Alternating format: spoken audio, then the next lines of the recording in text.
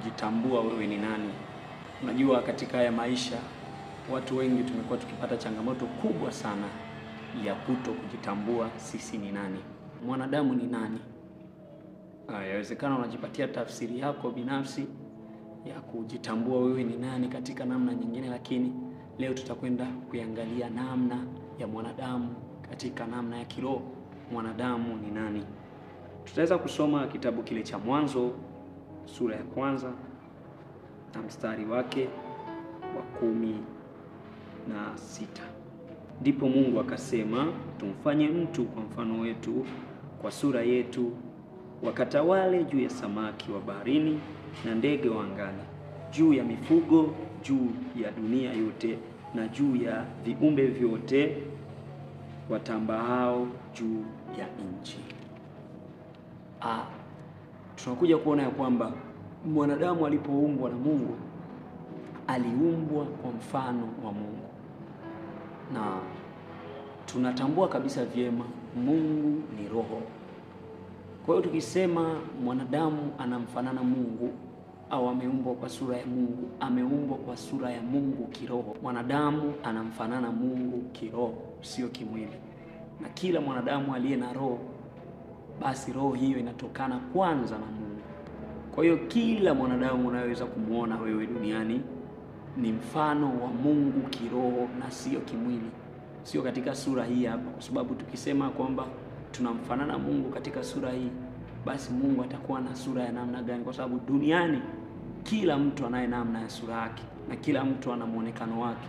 Kwa hiyo Mungu tunamfanana kiroho, sio kimwili.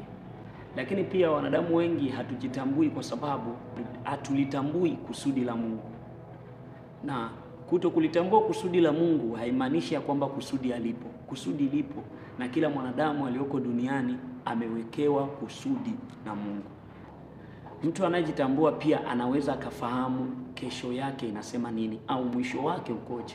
Tukiangalia hata Yesu alipokuja duniani alitambua kusudi lake, akatambua mission iliyomleta, lakini pia alijua mwisho wake. Ndipo pale aliposema, tazama mwana wa Adamu atatemewa mate, atakataliwa. Aliona na kujua kesho yake. Anza kujiuliza leo hii ya kwamba wewe ni nani? Upo kwa makusudi gani? Kwa sababu duniani hakuna mtu aliyekuja kwa bahati mbaya. Huyo mtu hayupo.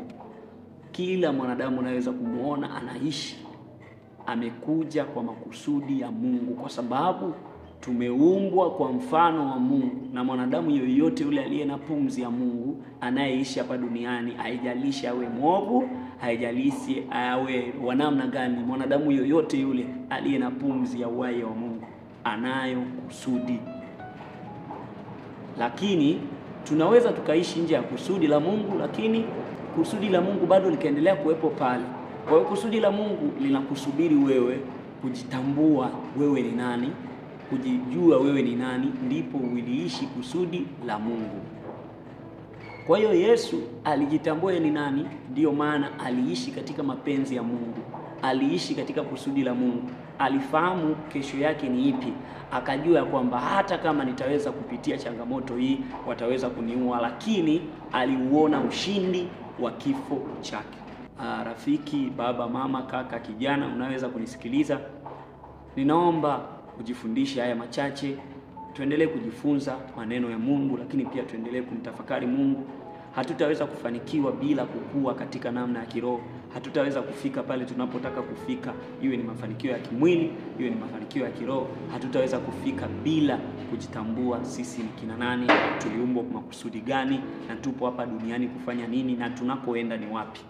Wewe jiulize ya kwamba je, unajua unakoenda? Baada ya miaka 2-3 utakuwa nani? Na nini utakuwa unafanya, na wapi unatakiwa kufika? Kwa hiyo maneno haya yakae kwako, tuendelee kujifunza.